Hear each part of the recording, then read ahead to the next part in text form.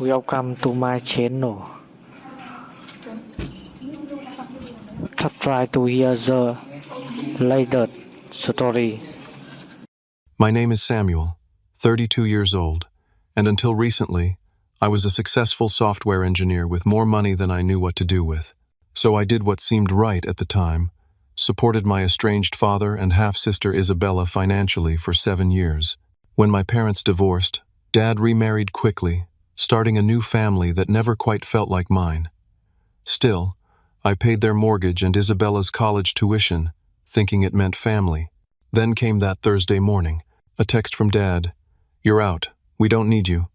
Isabella." Finally. My reply? "Good timing, I just canceled your payments." Before I dive into what happened next, drop a comment letting me know where you're watching from, and hit subscribe if family drama stories resonate with you. This one's going to be quite the ride.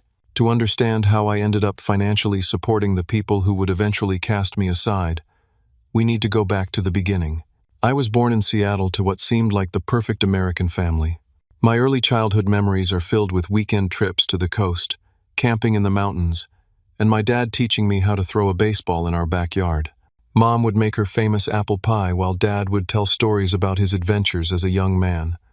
Those first 10 years of my life seemed idyllic, at least through the rose-colored glasses of childhood. Everything changed when I was 10. The fighting started small, hushed arguments after I went to bed that gradually became louder, more frequent, and impossible to ignore. I remember sitting at the top of the stairs, listening to Mom accuse Dad of cheating, and Dad denying it less convincingly each time. Then came the bombshell. Dad was not only cheating but had gotten his girlfriend Diane pregnant. The divorce proceedings were ugly. Mom fought for full custody, and given the circumstances, she won. Dad moved out, and within 6 months, he and Diane were married. 3 months after that, my half-sister Isabella was born. The first few years after the divorce, Dad made efforts to stay involved in my life. Every other weekend, I'd pack my small duffel bag and stay at his new house across town. But it was never comfortable. Diane would give me these tight-lipped smiles that never reached her eyes.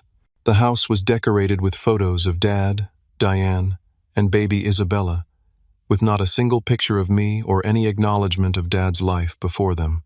As Isabella grew, it became clear that she was the center of their universe. Dad would cancel our plans if she had a minor cold or a dance recital. Our relationship grew increasingly distant. By the time I was 15, my weekend visits had dwindled to once a month, then special occasions only, and finally, just an awkward annual birthday dinner. That same year, I discovered programming. A teacher at school, Mr. Wilson, noticed I had an aptitude for logic and problem solving. He stayed after school to teach me the basics of coding. For the first time, I found something that made perfect sense to me when nothing else in my life did. I spent hours in the school computer lab, teaching myself various programming languages. While other kids were playing sports or going to parties, I was building simple games and applications. When I graduated high school, I received a partial scholarship to study computer science at the University of Washington.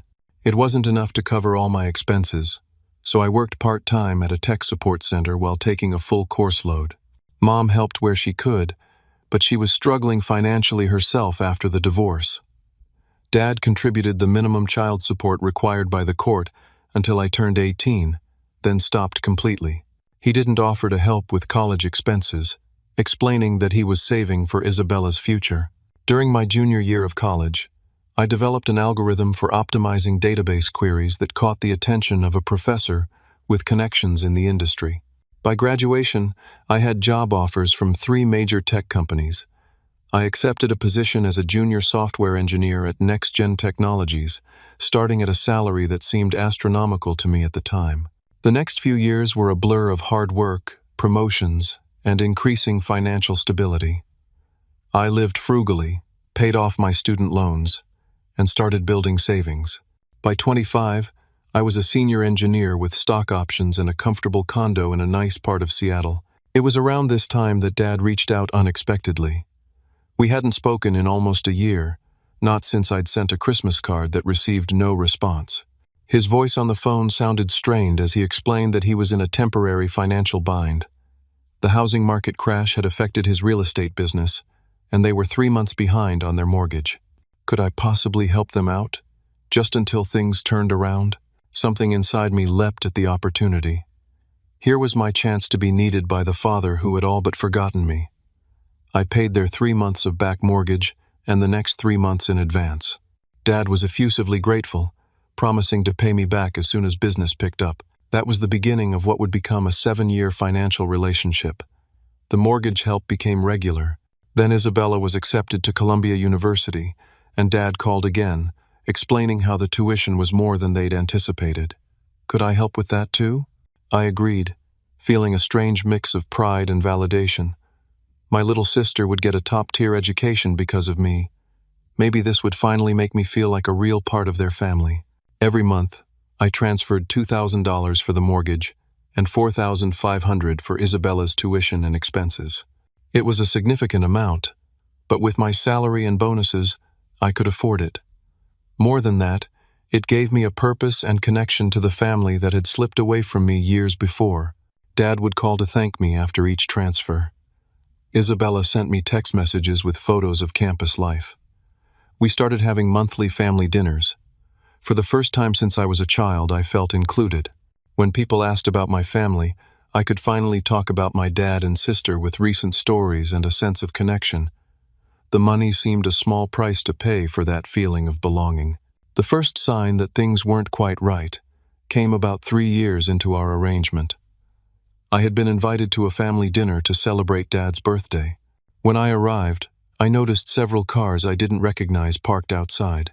Inside, a full family gathering was underway. Aunts, uncles, cousins, and family friends I remembered from childhood. The strange thing was, I hadn't been told it was a party. Dad had simply said, "Come over for dinner on Saturday."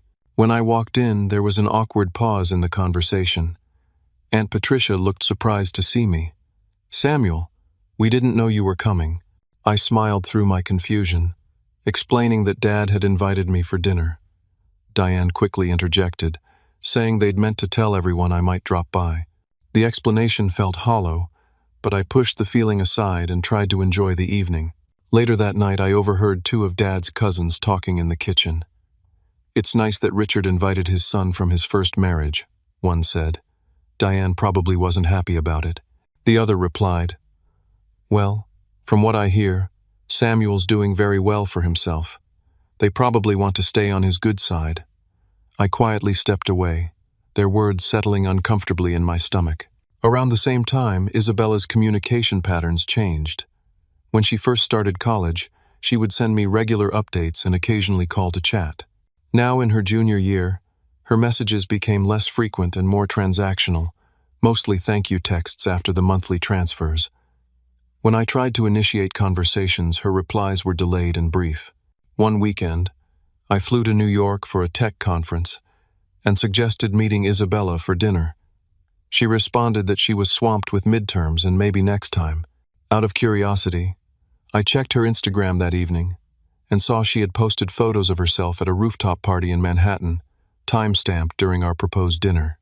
During our next family dinner, Dad mentioned they were struggling with some unexpected expenses and wondered if I might be able to increase my monthly contribution.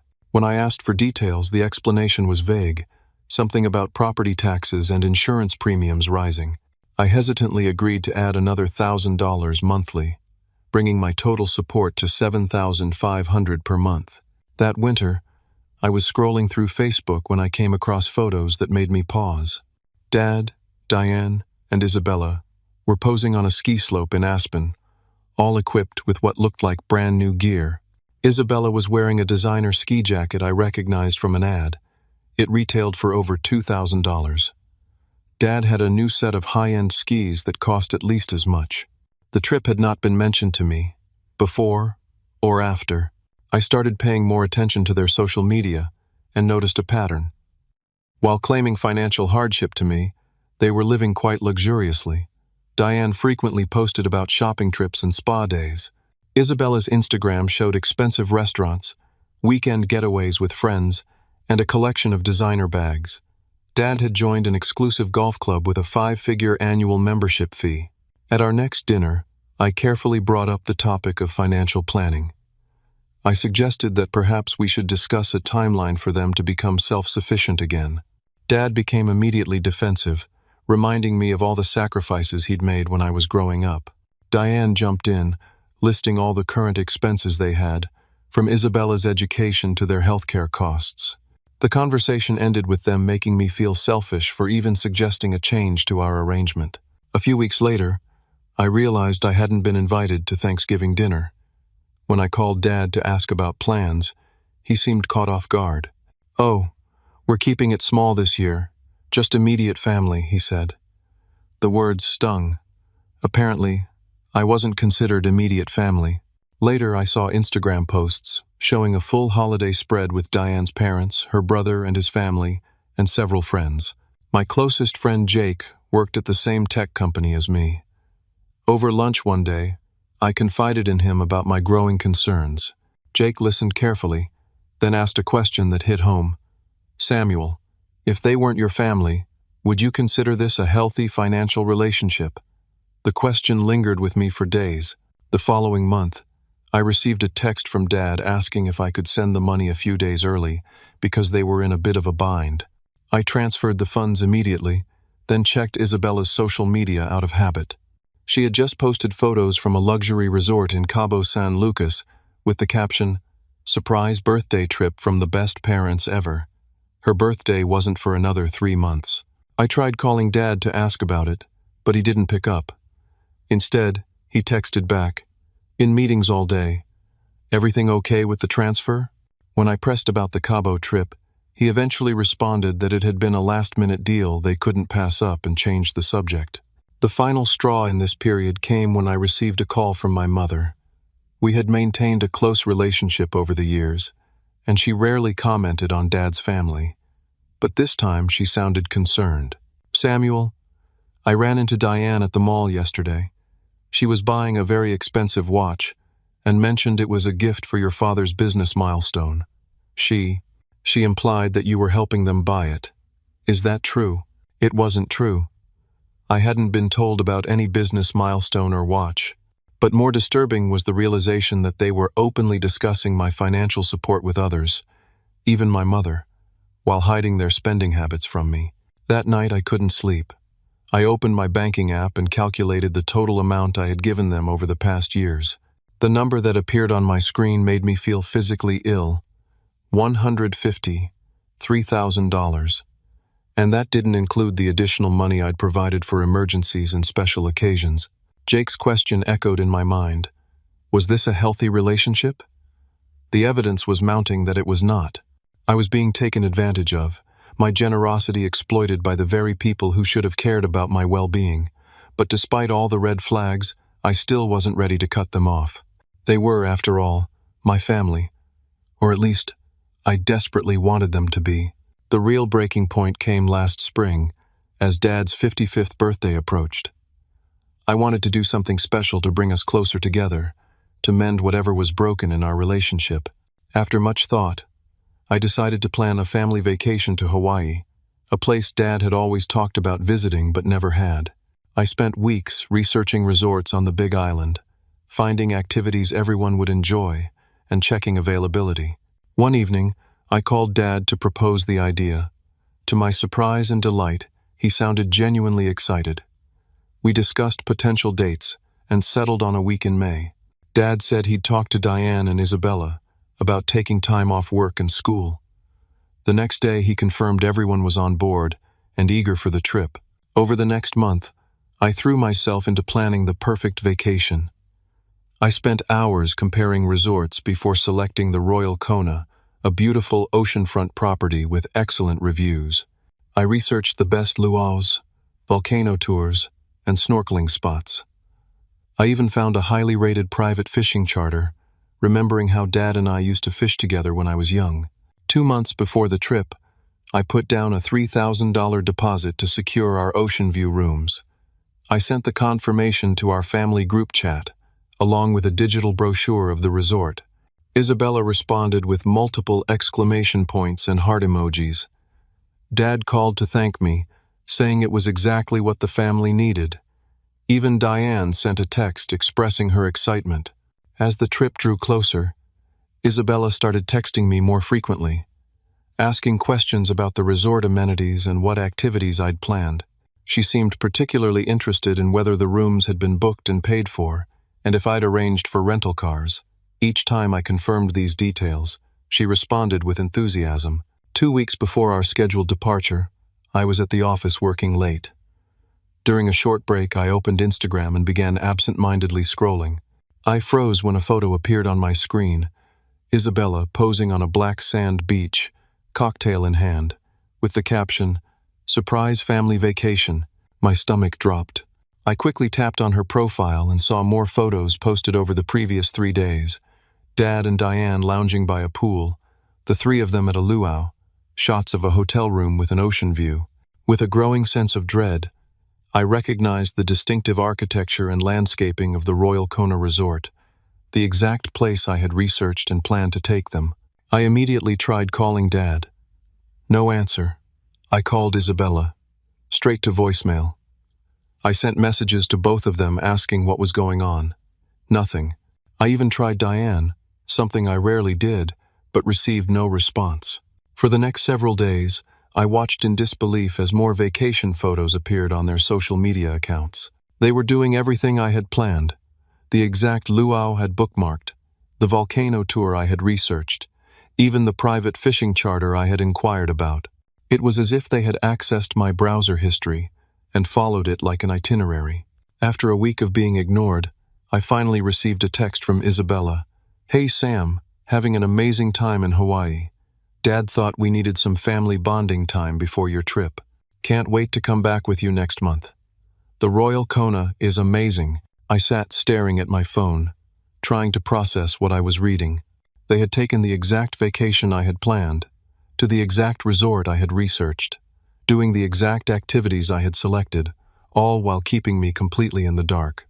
And now Isabella was pretending this was some kind of pre-trip before our real vacation together. I called again, and this time Dad answered.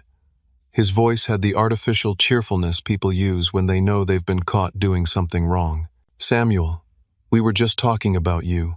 The resort you picked is fantastic." "Dad," I said, struggling to keep my voice steady, "why didn't you tell me you were going to Hawaii? We were supposed to go together in 2 weeks. There was a pause before he answered. "Well, son, we got an incredible last-minute deal we couldn't pass up, and Diane's sister decided to join us with her family, so it became a bit of a different trip. We figured we'd still go with you as planned. You can show us all the things we missed this time around." The explanation made no sense. They were staying at the exact resort I had researched. They were doing all the activities I had planned. And Diane's sister? I could see from the photos that there was no extended family with them. It was just the three of them, enjoying the vacation I had meticulously planned, without me. "Dad, I can see from Isabella's Instagram that you're doing everything I planned for our trip. You're even staying at the Royal Kona, which isn't cheap and definitely doesn't offer last-minute deals during peak season." Another pause. "Samuel, I think you're overreacting. We're just having a little family vacation. We can talk about this when we get back." Family vacation. The words echoed painfully.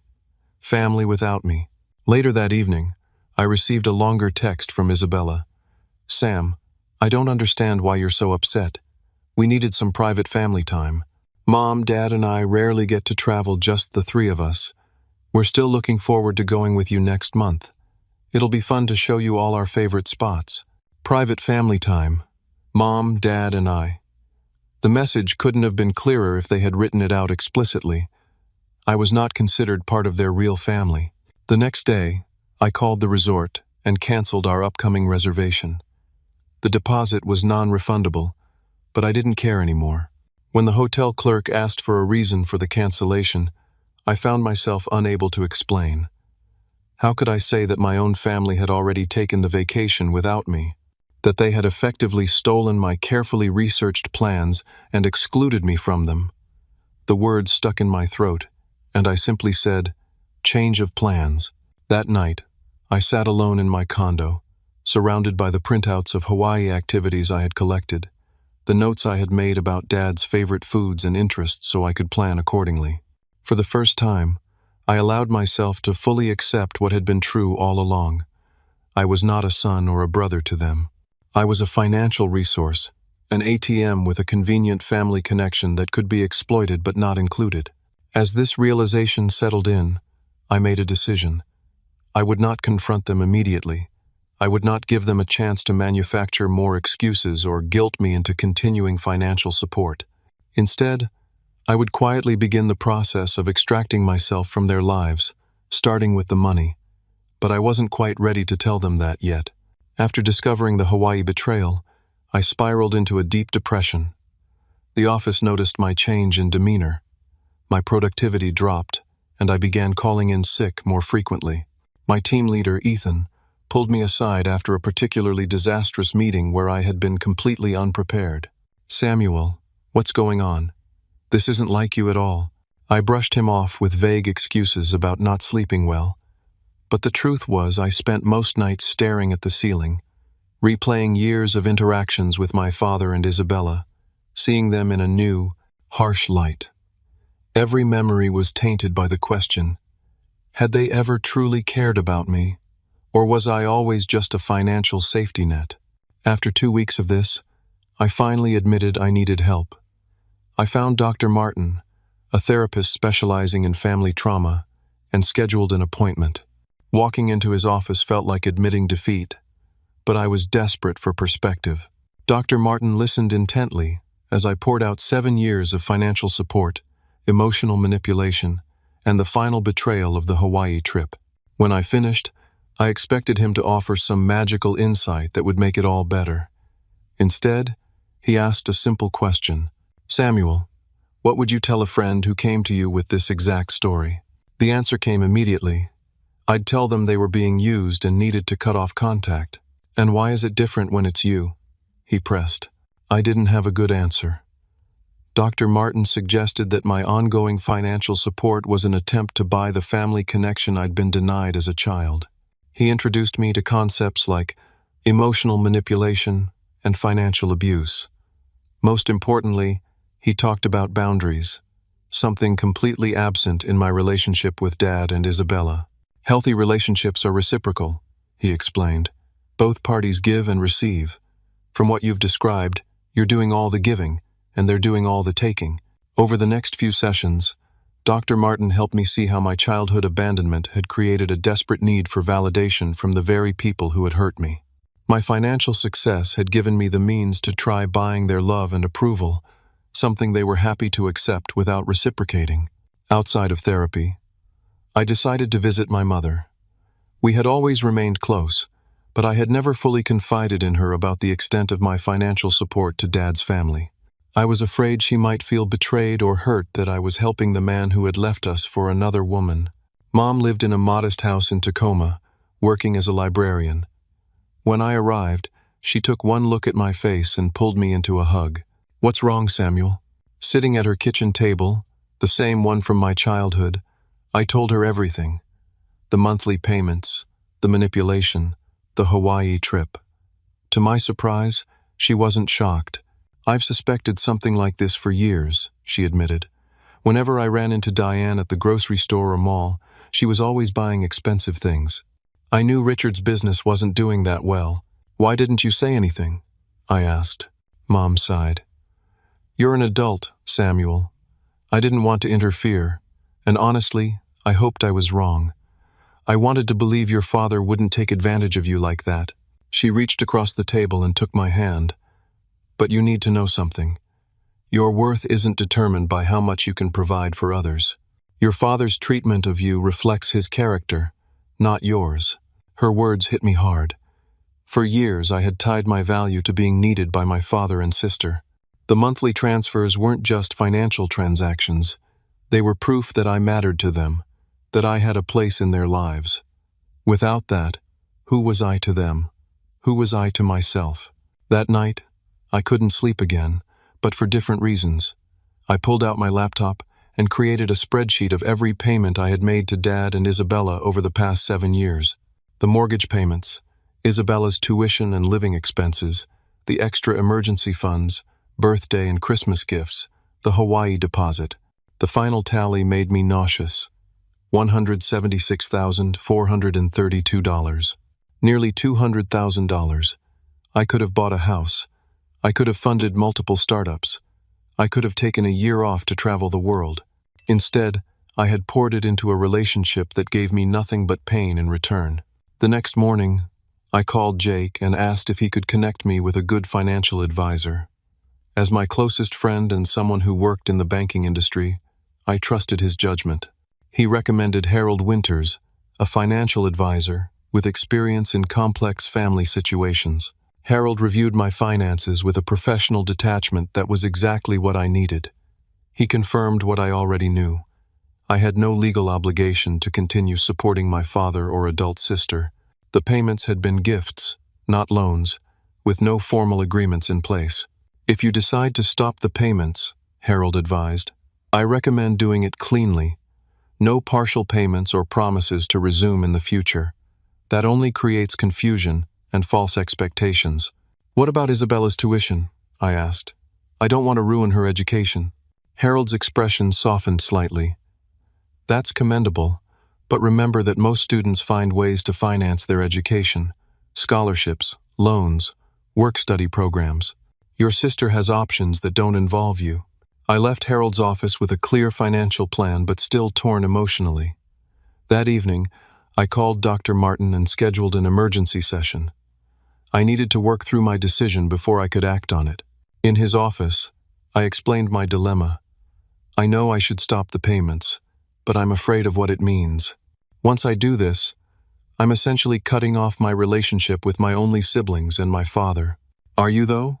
Dr. Martin asked. Or are they the ones who have already cut off the real relationship, leaving only a financial transaction? He had me describe what a healthy relationship with my father and sister would look like. As I spoke about mutual respect, genuine interest in each other's lives, emotional support, and shared experiences, not just ones they could post on social media, I realized how far the reality diverged from this ideal. The relationship you want doesn't exist right now, Dr. Martin said gently, and continuing to pay won't create it. In fact, it's preventing a real relationship from forming by maintaining this unhealthy dynamic. By the end of the session, my path was clear.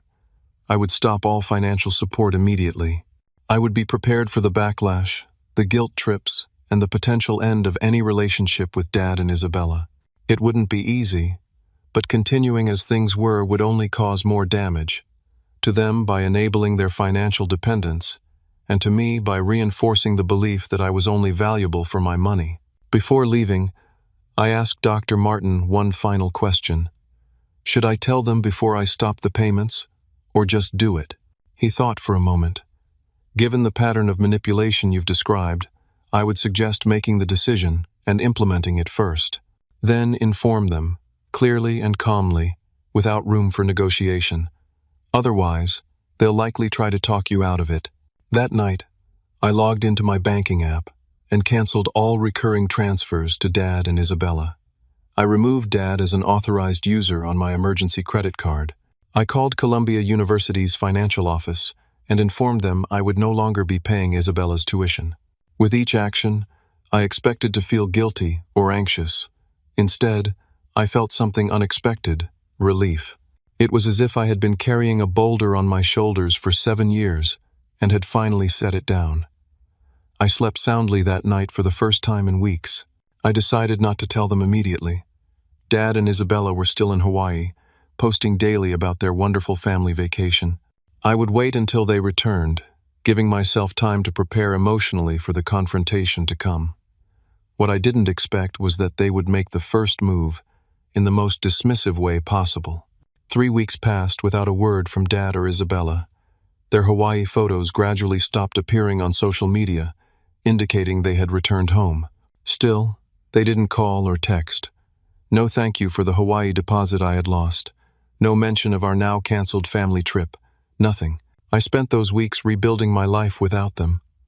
I threw myself into work, making up for my recent productivity slump with new ideas and solutions.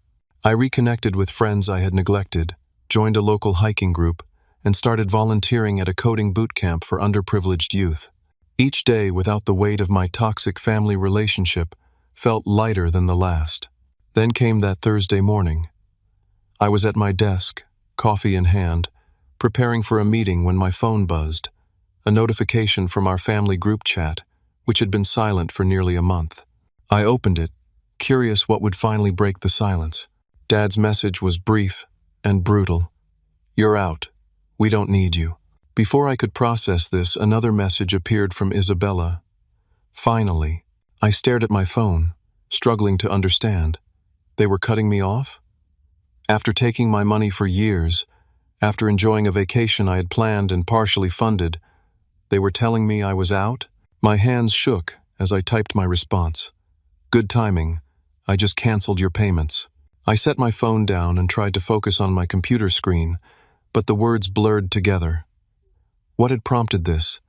Had they discovered the canceled payments already? Or was this just the final step in discarding me now that they had extracted what they wanted? At precisely 9:40 in the morning, my phone exploded with notifications. The family chat was suddenly flooded with messages. Dad was first. "What do you mean you canceled the payments? You can't do that. We have an arrangement. Call me immediately." Then Isabella, "Are you serious right now? My tuition payment is due next week. What am I supposed to do about school? This is so irresponsible, Sam. You can't just pull the rug out from under us like this." Even Diane, who rarely communicated with me directly, joined in. "After all we've done for you, this is how you repay us. Your father is furious. Isabella is in tears. You need to fix this now."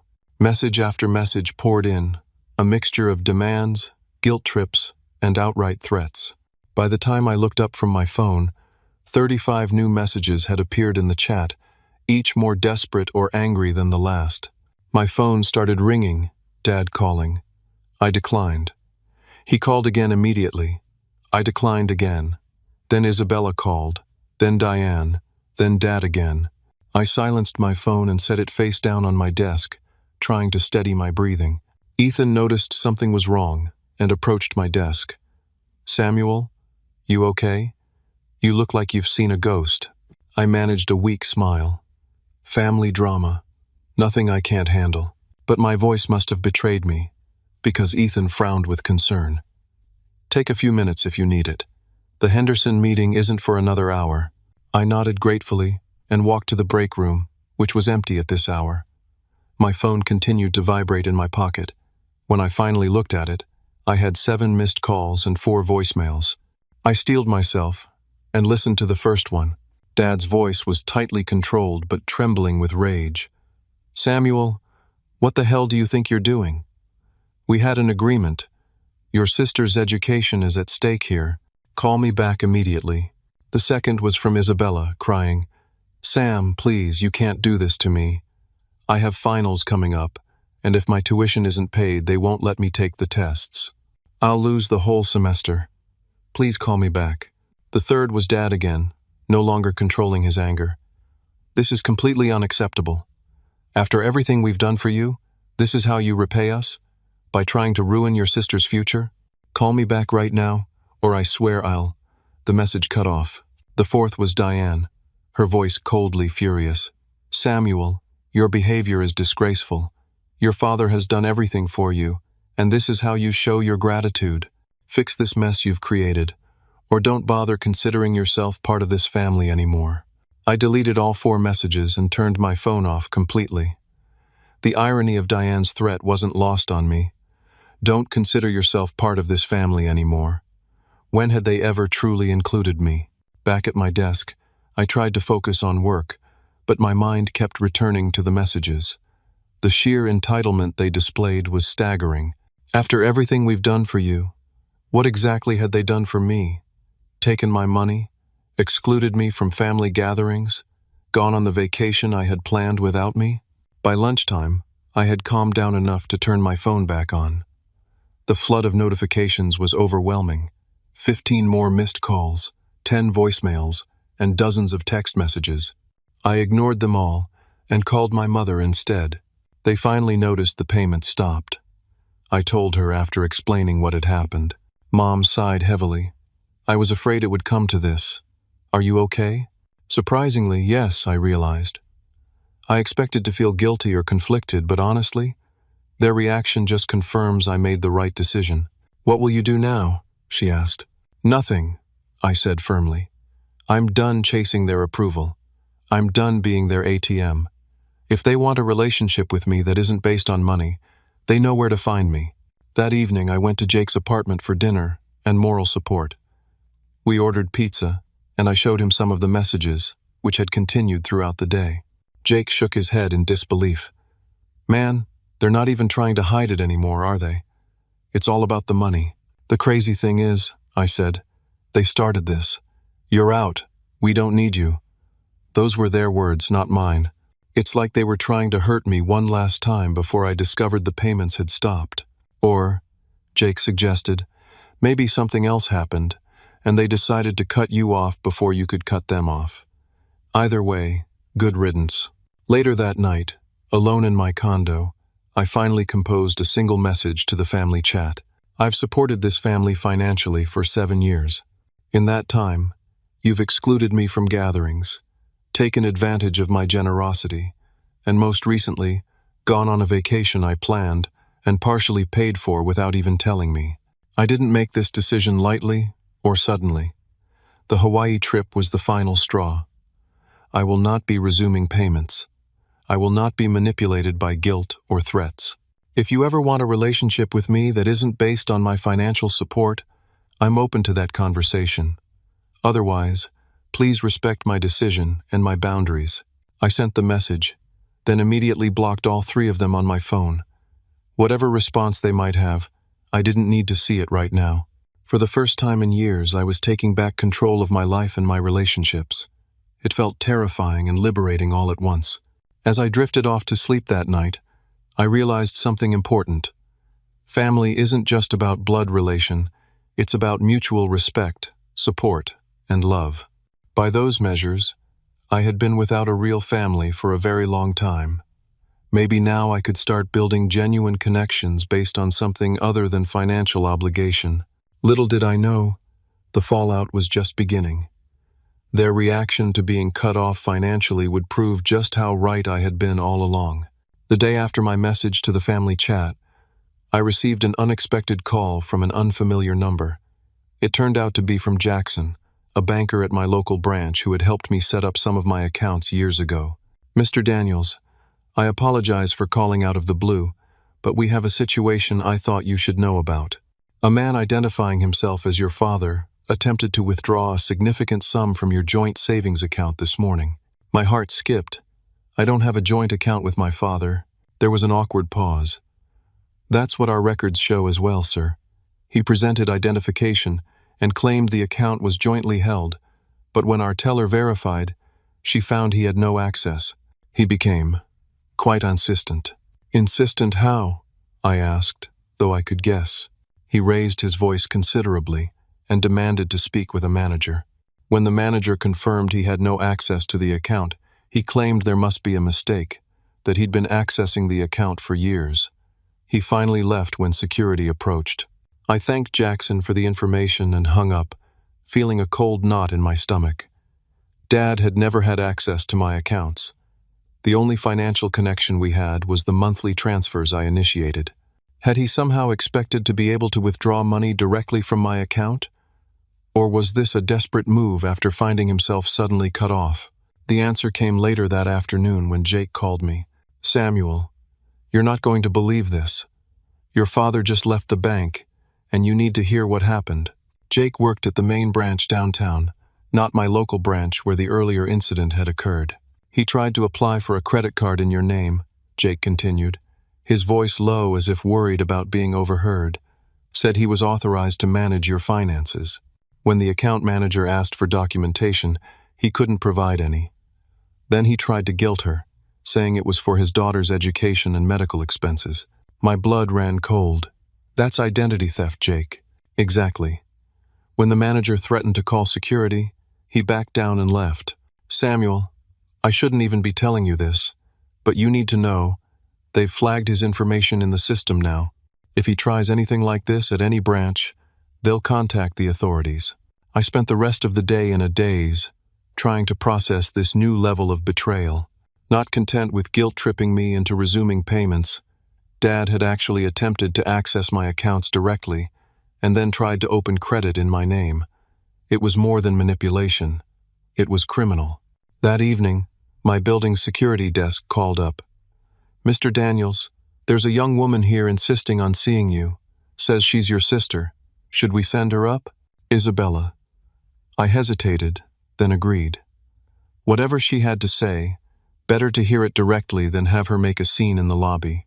When I opened my door, I barely recognized her. The confident, carefree girl from the Hawaii Instagram posts was gone. Instead, Isabella looked disheveled and anxious, her eyes red from crying. "Sam, please," she said as soon as I opened the door. "You have to help me.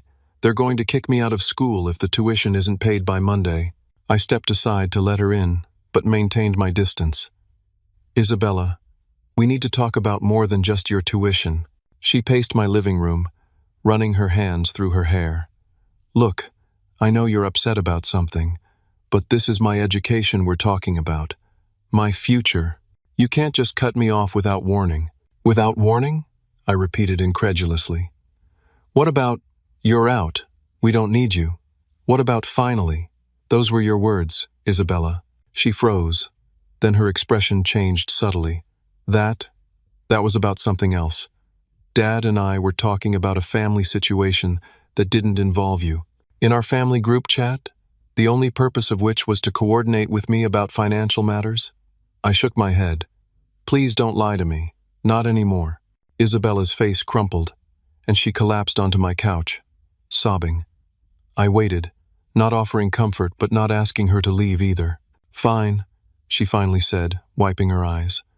"We knew you were upset about Hawaii. Dad said you were probably going to stop the payments, so we needed to hurt you first. Make it look like our idea, not yours. The casual cruelty of it stunned me. So you thought the best approach was to send me those messages after I've supported you for years?"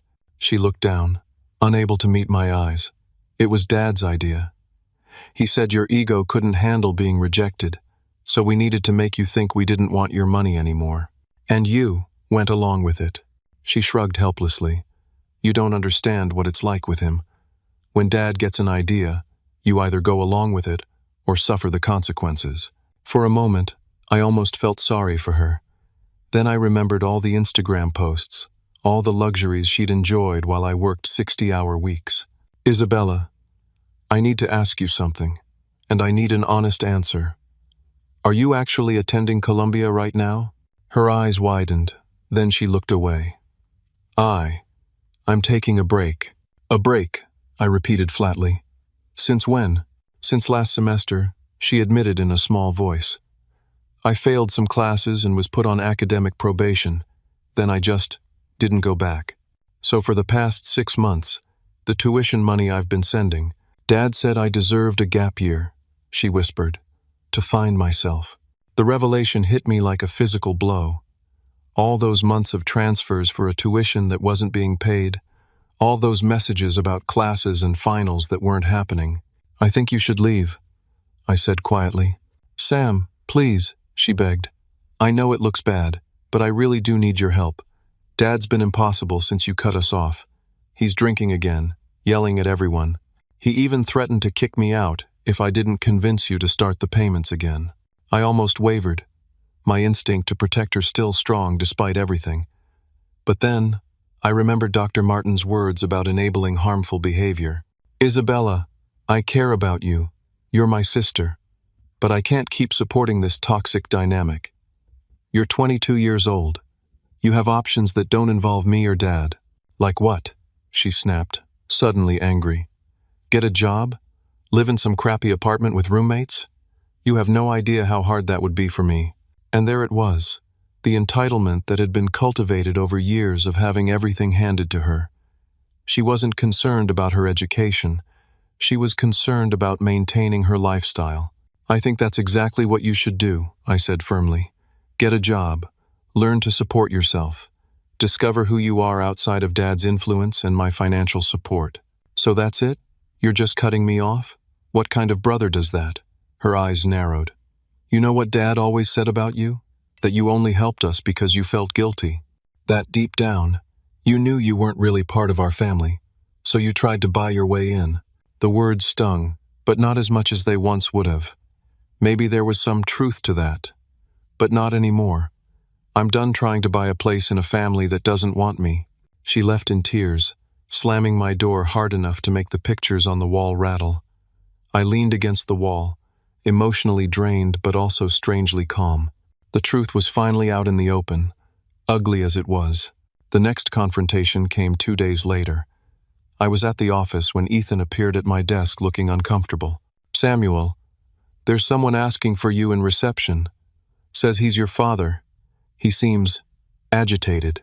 I closed my eyes briefly. I'll handle it. Thanks, Ethan. In the reception area, Dad was pacing back and forth, his face flushed with anger. When he saw me, he immediately started toward me, voice raised. There you are. Do you have any idea what you've done? Your sister is devastated. We could lose the house. The receptionist looked alarmed, and I gestured for Dad to follow me to a small meeting room nearby.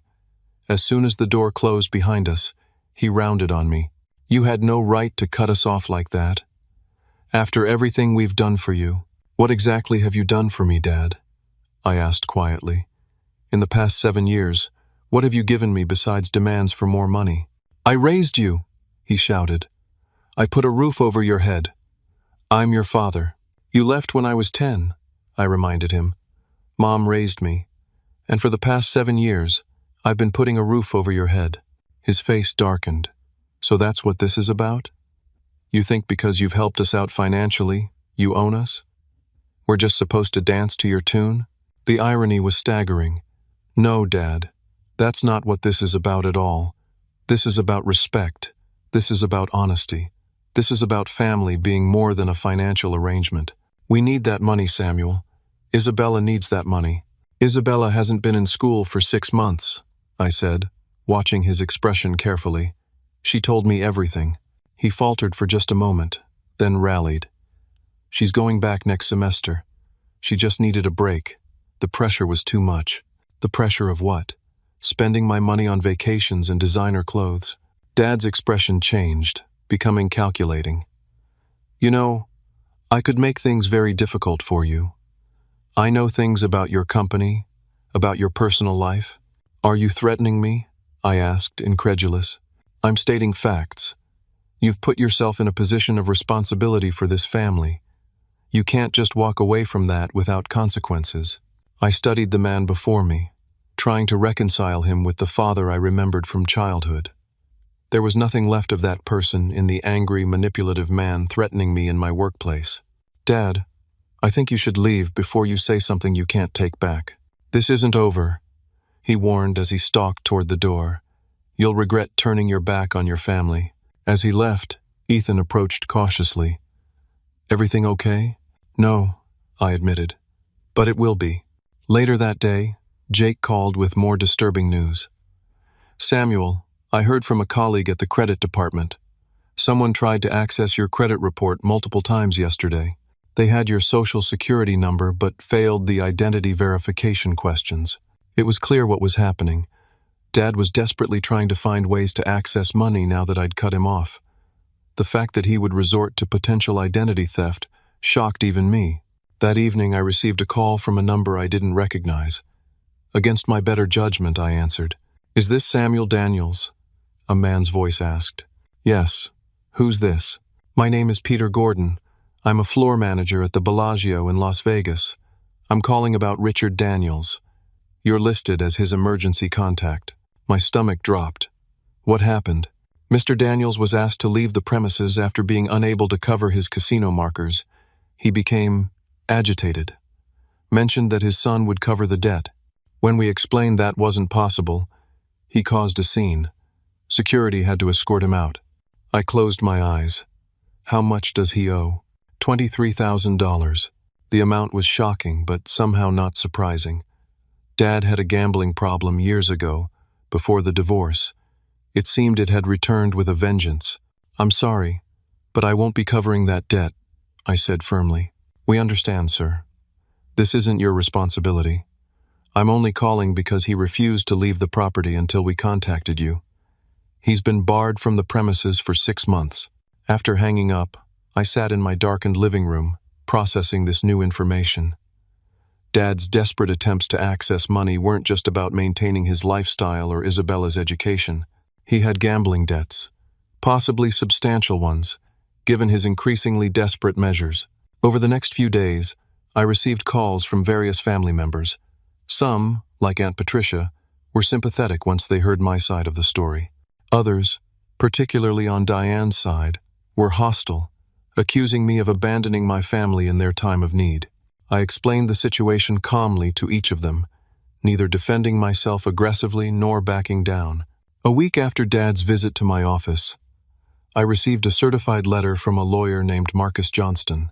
It stated formally that any further attempts by Richard Daniels or Isabella Daniels to contact me at my workplace would result in legal action for harassment. My company's legal team had taken steps to protect me after Dad's outburst in reception. At Dr. Martin's suggestion, I hired my own attorney, who sent formal cease and desist letters to both Dad and Isabella, documenting the attempts to access my accounts and the threats made at my workplace. It felt extreme, but necessary to establish clear boundaries. 2 weeks later, Isabella texted from a new number, "Can we meet? Just to talk. No money stuff. Please." Against my better judgment, and despite my lawyer's advice, I agreed to meet her at a coffee shop near my office. I arrived early and chose a table with a clear view of the entrance. Isabella arrived 10 minutes late, looking more put together than during her visit to my apartment, but still subdued. She ordered a coffee and sat across from me, fidgeting with her napkin. "I got a job," she said without preamble, "at Nordstrom. Just sales associate, but the employee discount is good." "That's great," I said, genuinely pleased. "How do you like it?" "It's harder than I expected," she admitted. "Being on your feet all day, dealing with rude customers, but it's okay. The other girls are nice." We talked awkwardly for a few minutes about her job, my work, the unusually warm weather. Finally, she got to the point. "Sam, I'm sorry. For everything. For Hawaii, for the messages, for coming to your apartment and saying those things. Dad was manipulating me too, you know? I just couldn't see it until recently. I wanted to believe her. Part of me desperately wanted to repair this relationship, to have a sister I could trust and care about. But the wounds were still too fresh. "What changed?" I asked. She looked down. "After you cut us off, things got bad at home. Dad started drinking heavily, gambling again. He lost his job 2 weeks ago. He told Diane it was because the company was downsizing, but I overheard him on the phone. He was fired for showing up drunk." "I'm sorry to hear that," I said, and meant it. "Diane kicked him out 3 days ago. Said she was done with his lies." Isabella wiped away a tear. "She told me I could stay through the end of the month, but then I need to find my own place." "Where's Dad now?" "Staying with his cousin in Tacoma. He's not doing well."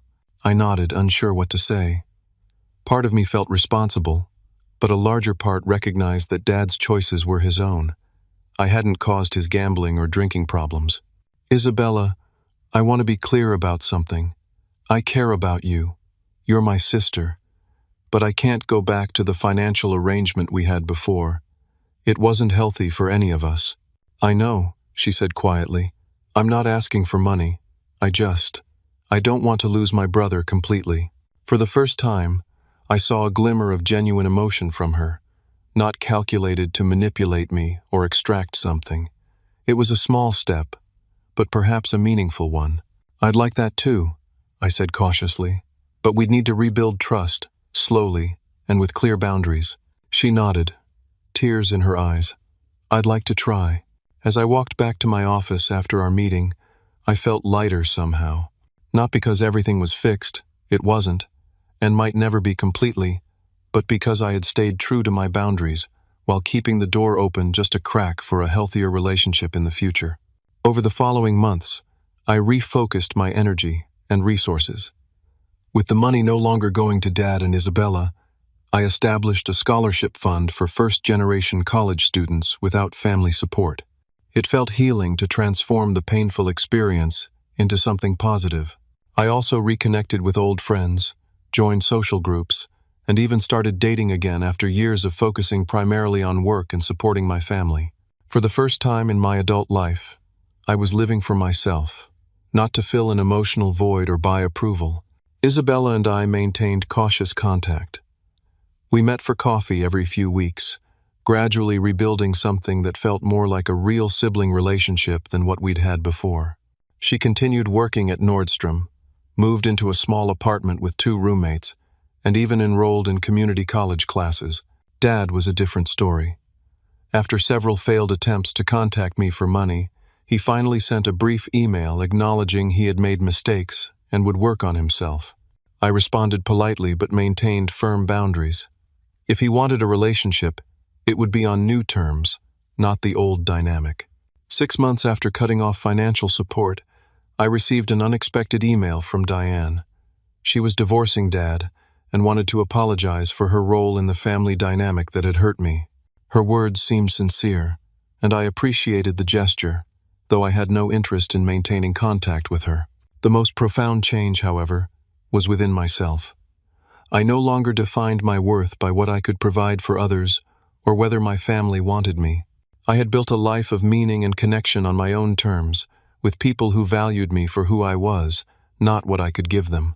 The journey wasn't easy, and there were still difficult days when old insecurities surfaced. But each time I maintained my boundaries, each time I chose self-respect over the desperate need for approval, I grew stronger. The broken child seeking his father's love was finally healing, making way for the confident man I was becoming. It's been a full year since that morning when I received those 3 messages that changed everything. You're out. We don't need you. Finally, good timing, I just canceled your payments. Words that once cut deep now remind me of how far I've come. The first few months after cutting financial ties with my father and Isabella were the hardest. I would wake up in the middle of the night, second-guessing my decision, wondering if I'd been too harsh, too absolute. Dr. Martin helped me recognize these moments as the residual programming of years of emotional manipulation. Each time those thoughts surfaced, I would remind myself of the Hawaii trip, the lies about Isabella's education, and Dad's attempts to access my accounts. The doubt would recede, replaced by the certainty that I had made the right choice. Building a life without the constant drain of toxic family relationships has been remarkably freeing. I've developed genuine friendships that don't revolve around what I can provide. Jake and I still meet weekly for dinner or basketball. Ethan and I have become close friends outside of work, and he's introduced me to his circle of friends who have welcomed me warmly. Dr. Martin eventually transitioned from being my therapist to being a mentor, helping me navigate the ongoing process of healing. My relationship with Mom has deepened in ways I never expected. For years, I kept her at arm's length regarding Dad's family, afraid of hurting her feelings. Now we talk openly about everything. She's remarried to a kind, steady man named George, and seeing her happy in a healthy relationship has been healing for both of us. The scholarship fund I established has been my greatest joy. This year, we provided full tuition for 5 students who, like me, came from broken homes or lacked family support. Meeting these brilliant, determined young people, and knowing they won't have to struggle quite as much as I did, has given purpose to my pain. One of the recipients, a young woman named Layla, reminds me of myself at that age, serious, driven, and carrying too much on her shoulders. Watching her flourish with proper support has been incredibly rewarding. My career has taken an exciting turn as well. Without the financial burden of supporting my father's family, I was able to take a risk and join a promising startup developing accessibility software for people with disabilities. The work is challenging and meaningful in ways my previous job never was. For the first time, I'm not just working for a paycheck. I'm creating something that genuinely improves lives. As for my family, things have evolved in unexpected ways. Isabella and I maintain a careful relationship. After moving out of Diane's house, she struggled initially but has shown remarkable resilience. She completed her first year at community college with good grades and transferred to a state university where she's studying business administration. We meet for lunch once a month, and while we don't discuss the past often, there's an unspoken understanding between us. She's never asked for money again, and I've seen genuine growth in her character. Dad's story has been more complicated. After Diane divorced him, he spiraled further into gambling and drinking before finally hitting rock bottom. 3 months ago, he entered a rehabilitation program.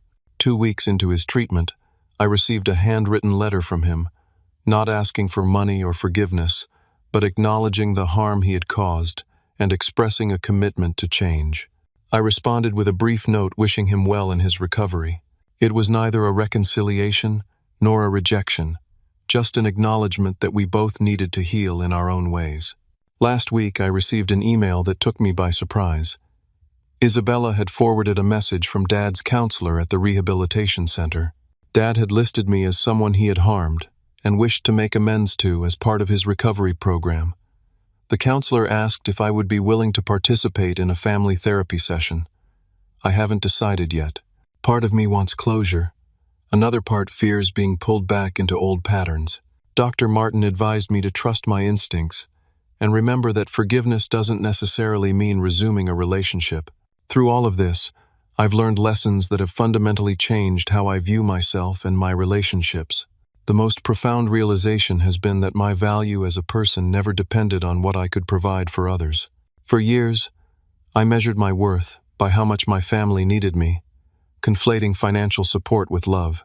Breaking that pattern has allowed me to develop authentic connections based on mutual respect rather than dependency. I've also learned that establishing boundaries isn't selfish. It's essential for healthy relationships.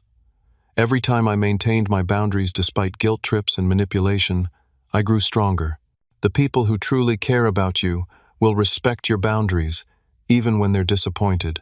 Perhaps most importantly, I've discovered that family is defined by actions, not blood. The people who have stood by me this past year, Jake, Ethan, Mom, the students in my scholarship program, have shown more genuine care and support than my biological family ever did. They've taught me that family can be chosen, built on foundations of respect and reciprocity rather than obligation. The pain hasn't disappeared completely.